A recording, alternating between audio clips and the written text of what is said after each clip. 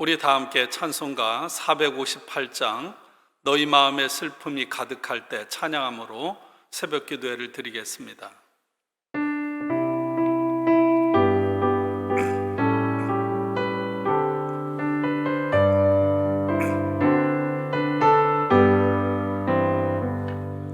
너의 마음에 슬픔이 가득할 때 주가 위로해 주시리라. 아침에 같이 빛나는 마음으로 너 십자가 지고 가라. 참 기쁜 마음으로 십자가 지고 가라. 내가 기쁘게 십자가 지고 가면 슬픈 마음에 위로받네. 때를 따라서 주시는 은혜로서 가란 심령의 힘을 얻고 주가 언약한 말씀을 기억하고 너 십자가 지고 가라. 참 기쁜 마음으로 십자가 지고 가라. 내가 기쁘게 십자가 지고 가면 슬픈 마음에 위로받네. 내가 맡은 일 성실히 행할 때에 주님 앞에서 상 얻으리. 주가 베푸신 은혜를 감사하며 너 십자가 지고 가. 참 기쁜 마음으로 십자가 지고 가라. 내가 기쁘게 십자가 지고 가면 슬픈 마음에 위로받네.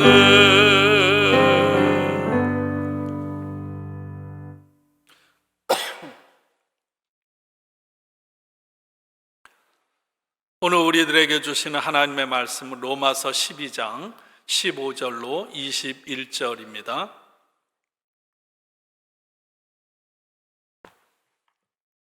우리 함께 봉독하겠습니다. 즐거워하는 자들과 함께 즐거워하고 우는 자들과 함께 울라. 서로 마음을 같이하며 높은 데 마음을 두지 말고 도리어 낮은 데 처하며 스스로 지혜 있는 채 하지 말라. 아무에게도 악을 악으로 갚지 말고 모든 사람 앞에서 선한 일을 도모하라. 할 수 있거든 너희로서는 모든 사람과 더불어 화목하라. 내 사랑하는 자들아, 너희가 친히 원수를 갚지 말고 하나님의 진노하심에 맡기라. 기록되었으되 원수 갚는 것이 내게 있으니 내가 갚으리라고 주께서 말씀하시니라. 내 원수가 줄이거든 먹이고 목마르거든 마시게 하라. 그리함으로 내가 숯불을 그 머리에 쌓아 놓으리라. 악에게 지지 말고 선으로 악을 이기라. 아멘. 오늘도 주님의 은총이 여러분 가운데 가득함을 믿습니다. 내가 살아있는 것, 살아가는 모든 것이 하나님의 은총, 하나님의 은혜임을 믿습니다. 그 은혜를 기억하고 감사하며 기뻐하며 살아가시기를 축원합니다. 로마서 12장은 그리스도인들이 이 세상에서 어떻게 살아가야 하는가에 대한 새로운 지침입니다.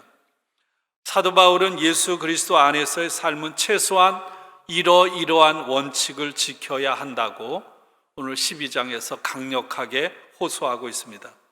무엇보다 1절 말씀, 그러므로 형제들아 내가 하나님의 모든 자비하심으로 너희를 권하노니, 바울이 이렇게 강력하게 권고할 수 있는 근거는 하나님의 모든 자비하심, 다시 말하면 하나님의 사랑 때문입니다.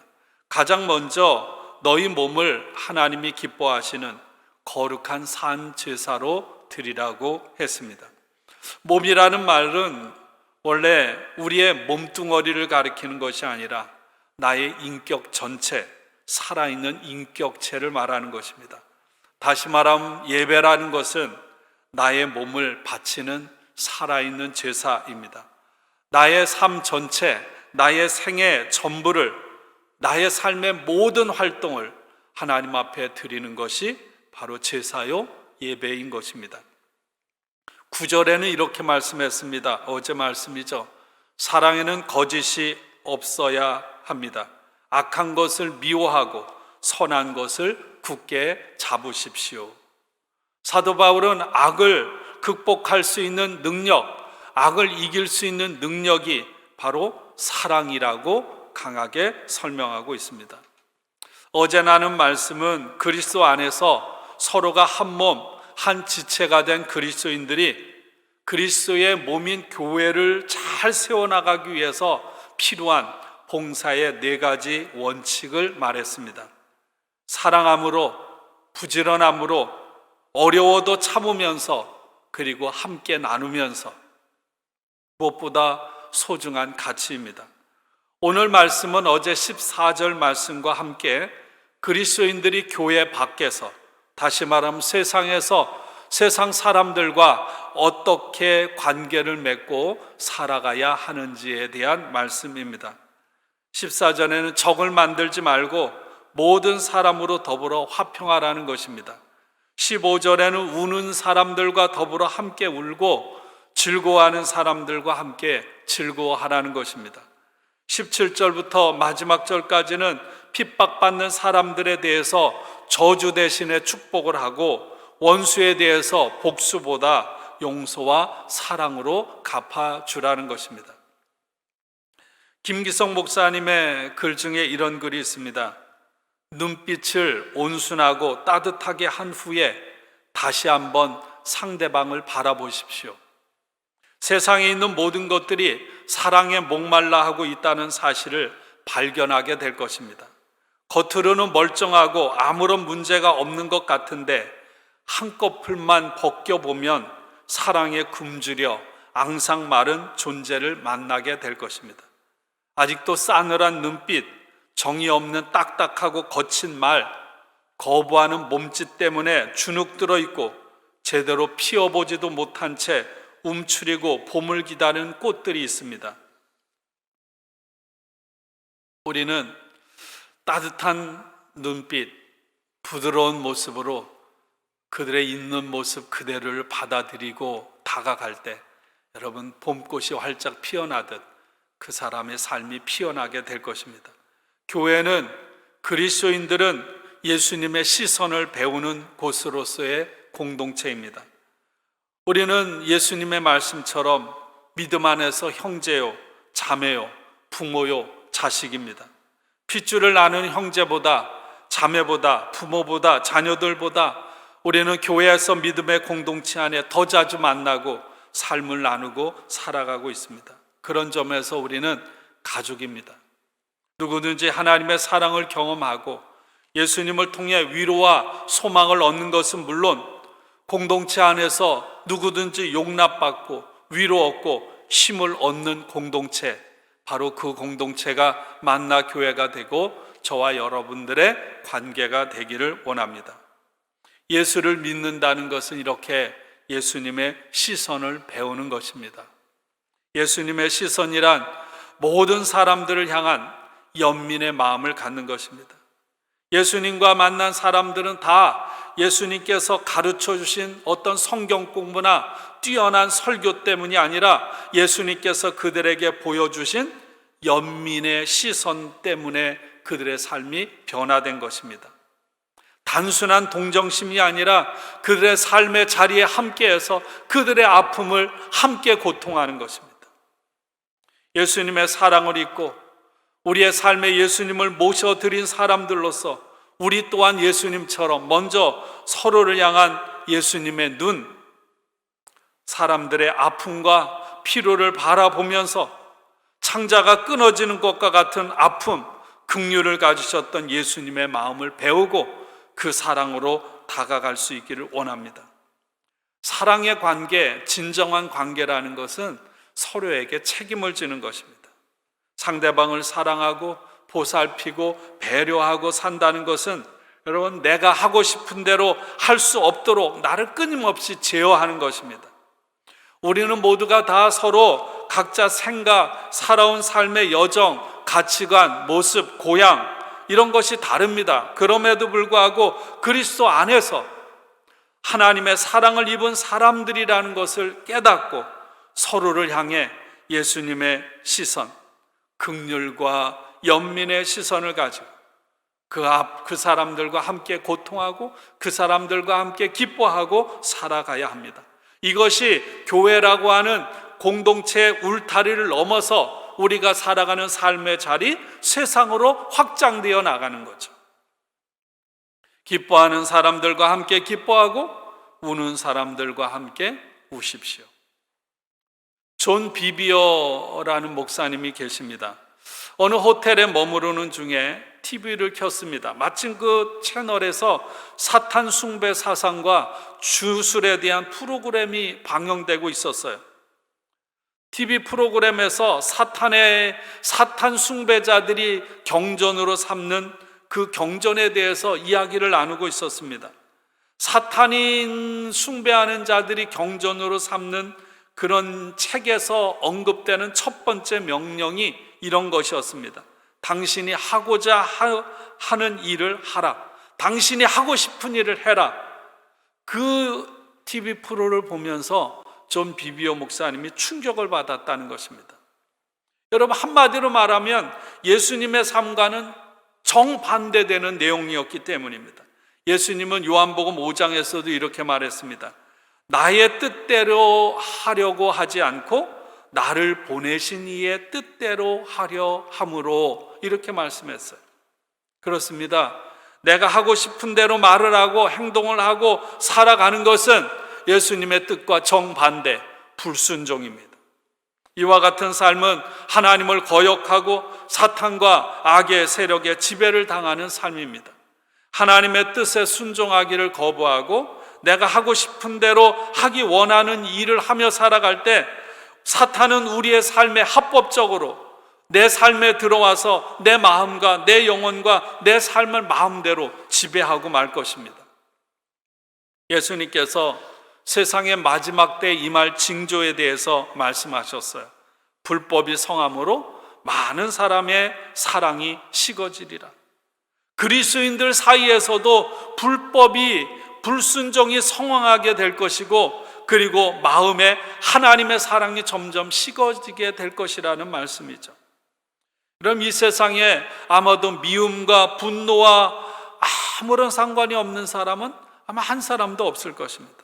사실 미움과 분노는 모든 것을 불태우고 망가뜨립니다. 소중한 관계들, 오랫동안 쌓아놓았던 관계들을 깨뜨려 버립니다. 여러분, 우리의 분노는 어디에 쏠리나요? 가장 소중하고 가장 가까운 사람들을 향해 쏟아지는 경우가 대부분, 내 아내, 내 남편, 내 부모, 내 자식, 함께 신앙생활하는, 심지어는 교인들에게까지. 분노와 미움은 누군가를 향한 어떤 대상을 향해 불쾌감과 분개하는 마음을 나타내는 것입니다. 그 미움과 분노는 가만히 있질 않아요. 분노의 대상을 향해 말이나 감정이나 행동이나 글로 상대방을 깎아내리고 상대방에게 상처를 주게 되어 있습니다. 물론 분노라고 해서 모든 것이 다 나쁜 것만은 아니죠. 거룩한 분노라는 것이 있습니다. 예수님의 분노, 마틴 루터 킹의 분노, 내가 하고 싶은 대로 하는 것이 아니라 하나님과 하나님의 뜻에 맞춰서 그의 어긋나는 것을 향해 거룩한 분노를 갖는 것이 우리에게 필요합니다. 그러나 성경에는 그런 거룩한 분노에 대한 것이 그렇게 많이 자세하게 나와 있지는 않습니다. 성경은 다른 사람들의 행동이나 말에 대해서 우리의 올바르지 못한 죄악된 반응, 다시 말하면 잘못된 죄된 분노를 잘 다루라고 말씀하고 있습니다. 우리의 미움과 분노는 다른 사람들이 말이나 행동으로 나를 화나게 해서 생기는 것이 아니라 그 이전에 더 원초적인 것은요, 내 내면 깊은 곳에 자리 잡고 있는 교만, 이기심, 남을 지배하고 싶은 마음, 그런 것에서 생겨나는 것이죠. 대부분의 사람들은 다 자기중심적이고 이기적입니다. 상대방의 입장에 서보고 생각하고 판단해야 하는데 반대로 항상 내 입장, 내 주장, 내 방식만을 고집하는 것입니다. 내 방식에 따라주지 않는다고 기분 나빠하고 벽을 쌓고 화를 내잖아요. 큰 소리를 내고 자신이 모든 것과 모든 사람들을 주관하려고 합니다. 분노와 화를 쏟아내는 사람은 잠깐 속 시원하고 후련할지 모르지만 자신도 모르게 자신의 삶도 망가뜨리고 마는 거죠. 상대방이 동일하거나 비슷한 힘을 가지고 있다면 맞대응을 해서 싸우게 됩니다. 그러나 힘이 없으면 어떡합니까? 되갚아줄 수는 없으니까 언젠가는 두고 보자, 그런 미움의 마음으로 마음속에 분노를 가득 쌓아놓게 되는 거죠. 어떤 사람들은요, 그런 충격을 받을 때 이런 건강하게 그냥 반응을 하는 사람이 있어요. 아마 그 사람은 내면이 건강하든지 아니면 겸손한 사람일 것입니다. 어떤 일을 겪을 때, 특별히 부당한 일을 겪거나 부당한 대접을 받을 때 즉각적으로 보이는 반응은 다 여러분 죄입니다. 여러분 그걸 잘 생각하셔야 돼요. 즉각적으로 내가 어떤 반응을 보이는 것은 다 죄예요. 또한 더 심각한 것은 밖으로 드러내지 않고 마음속에서 적개심을 품는 것입니다. 틈만 나면 앞에 말씀드린 대로 그 사람을 흠잡거나 비난하거나 미움과 분노를 표출하는 거예요. 우리는 그렇다면 어떻게 해야 합니까? 먼저 우리 속에 있는 분노와 그 분노를 품은 우리의 죄인됨을 우리는 인정해야, 겸손함으로. 진정으로 나를 화나게 만드는 것이 상대방이 아니라 내 속에 있는 교만, 아집, 이기심, 다른 사람을 지배하려고 하는 욕망, 하나님보다는 나를 자신을 더 소중하게 여기고 의지하는 우상숭배, 불순종, 여러분 이런 것을 겸손하게 하나님 앞에 나가서 하나님 앞에 내려놓고 회개해야 합니다. 혹여 내가 분노와 화를 쏟아냄으로 인하여 사람들에게 상처 준 것이 있다면 여러분 우리는 그 사람에게 다가가서 용서를 구해야 할 것입니다. 분노의 유통기한이 얼마만큼일까요? 성경은 여러 군데에서 이렇게 말하고 있습니다. 하루를 넘겨서는 안 된다. 화를 내었다면 신속하게 해결하고 절대로 마음속에 그 분노를 품은 채 잠자리에 들어서는 안 된다는 것입니다. 분노하고 화를 낼 상황이 벌어질 때마다 복수하고 악으로 갚아버리고 싶을지 모르지만 그 상황과 그 사람을 하나님께 맡기라는 거예요. 그래서 제가 좋아하는 말이 있습니다. 악역은 하나님께. 여러분 우리가 잘 알잖아요. 로미오와 줄리아처럼 복수는 복수를 낳게 되어 있습니다. 복수는 절대로 문제를 해결할 수 없습니다. 복수는 또 다른, 더 크고 더 많은 복수를 낳게 되어 있어요. 원수를 갚아주기 위해서 그냥 되는 것이 아닙니다. 그 사람에 대해서 그가 행한 악한 일에 대해서 날마다 묵상해야 돼요. 어떻게 그 사람에게 갚아줄까? 나쁜 일을 궁리해야만 합니다. 나는 잘못한 것이 없고 나는 선한 사람인데 상대방이 나쁜 사람이고 나에게 이런 일을 행했다고 끊임없이 자기를 정당화시킵니다.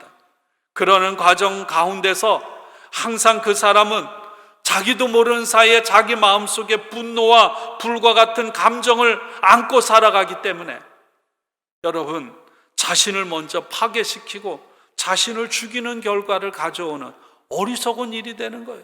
상대방은 발 뻗고 자는데도 불구하고.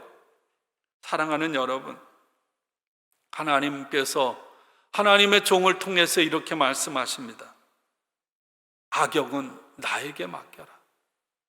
공의로우신 하나님은 반드시 모든 것을 바로 잡으실 것입니다. 그러므로 그 하나님을 신뢰하라는 것입니다. 사랑하는 여러분, 여러분이 용서할 수 없는 사람, 여러분이 이길 수 없는 사람들을 하나님께 맡기시기 바랍니다. 우리가 해야 할 일은 오직 하나, 사랑하는 일입니다. 그리고 그 사람을 위해 기도하는 일입니다. 그렇게 할 때 여러분, 우리가 하나하나 예수님을 닮은 사람으로 빚어져 가는 거죠. 예수님께서 오늘 이렇게 말씀하셨어요. 바울을 통해서 원수를 돌보라고 말입니다. 복음서에서도 예수님은 그렇게 말씀하셨어요. 악을 악으로 갚고 복수하는 것과 반대되는 일은 오히려 원수를 돌보는 것입니다. 원수에게 복을 빌어주는 거예요. 이것이 바로 그리스도인의 삶이요, 예수의 제자의 삶입니다. 오히려 원수에게 유익을 베풀 수 있는 기회를 적극적으로 만들어 가라는 것입니다. 복수하는 것이 아니라 오히려 자비로운 마음, 사랑의 마음으로 혹여나 그 사람이 왜 저럴까 아픈 마음을 보듬고 그 사람의 필요를 채워주어야 한다는 거죠.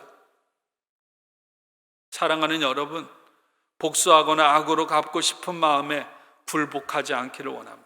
오히려 적극적인 방식으로 여러분 행동하기를 원합니다. 악을 미워하는 것은 여러분 선으로 그것을 극복하는 일입니다. 그래서 오늘 이렇게 말씀하죠.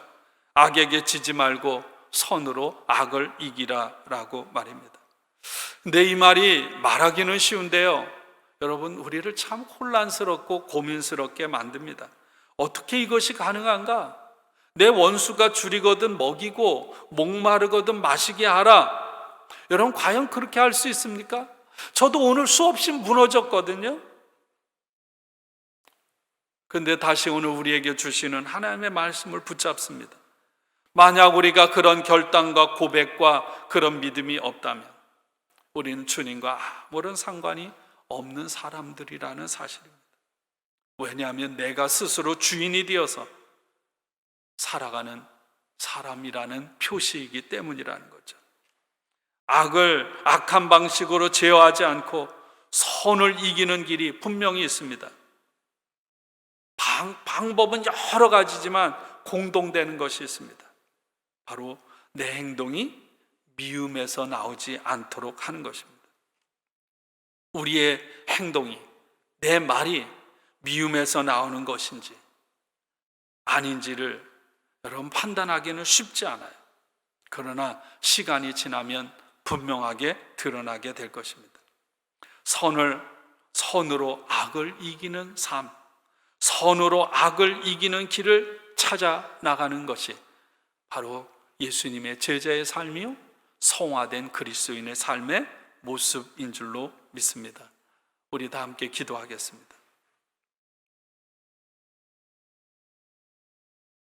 하나님 감사합니다. 오늘 우리에게 사도 바울을 통해 귀한 생명의 말씀을 주시니 감사합니다. 교회 안에서 어떻게 살아가야 할지, 세상 가운데서 어떤 관계를 맺고 살아가야 할지 가르쳐 주시니 감사합니다.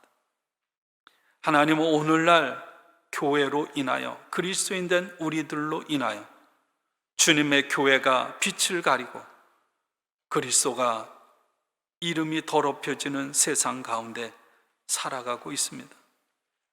저희의 허물과 저희의 죄를 불쌍히 여겨 주옵소서. 너희는 빛과 소금이라고 했는데 하나님 세상에 어둠을 가져온다고 세상은 지탄하고 있습니다. 하나님, 이런 지탄의 소리 가운데 다시 한번 복음 앞에, 주님 앞에 온전히 서는 저희가 되게 하여 주옵소서. 하나님의 사랑과 은혜를 입은 저희들 언제나 예수님의 마음, 예수님의 눈을 허락해 주시고 무엇보다 사랑의 삶을 살아감으로 악을 이기고 하나됨을 가져오고 평화를 이루는 우리 모두가 되게 하여 주옵소서. 코로나로 인한 여러 가지 어려움 가운데 성도들을 지켜주시고 수술받고 회복 중에 있는 탁길성 권사님과 또 사무엘 성도에게 여러 가지 곤고함으로 고통받는 모든 사랑하는 성도들의 삶에 주님 크신 은혜로 함께하여 주시옵소서. 모든 영광 주께 돌리옵고 감사하며 예수님의 이름으로 기도합니다. 아멘. 여러분, 오늘 주신 말씀을 기억하고 그리고 또 여러분들에게 알려드린 기도 제목을 따라서 우리 함께 기도하기를 원합니다.